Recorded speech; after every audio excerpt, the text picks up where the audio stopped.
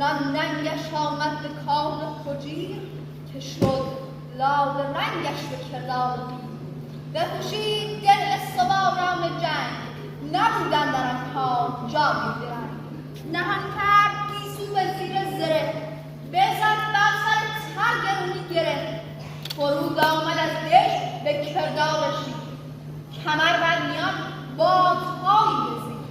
به پیش سپاه اندر آمد چو گرد چو رعد خروشان یکی ویله کرد که گردان کدامند و جنگ آوران دلیران و کارآزموده سران.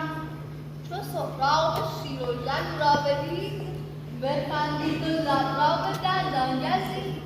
چنین گفت کآمد دگرباره بود به دام خداوند شمشیر و زور. بپوشید خفتان و بر سر نهاد یکی ترگ چینی به کردار باد. بیامد دمان که پیش گرد آفرید چو دخت کمند افگن را بدید کمان را به زه کرد و بگشاد. نبد مرغ را پیش تیرش گذر به سهراب بر تیرباران گرفت. چپ و راست جنگ سواران گرفت.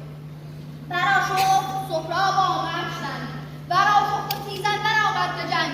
سپر برتر آورد و بنهاد روی ز پیکار خون اندر آمد.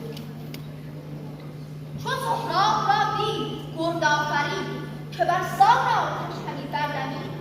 کمان به زه را به بازو فکرد سمندش برآمد به ابر بلند.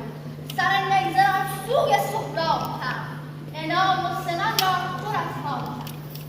برآشفت سهراب و شد چون پلنگ چو بدخواه و چارگر بود به جنگ. عنان برگرایید و برداشت است بیامد به کردار آزرد نشست. زدوده سنان آنگهی در بود درآمد بدو هم به کردار بود. بیامد دمان پیش گرد آفرید زره بر برش یک به یک بهره.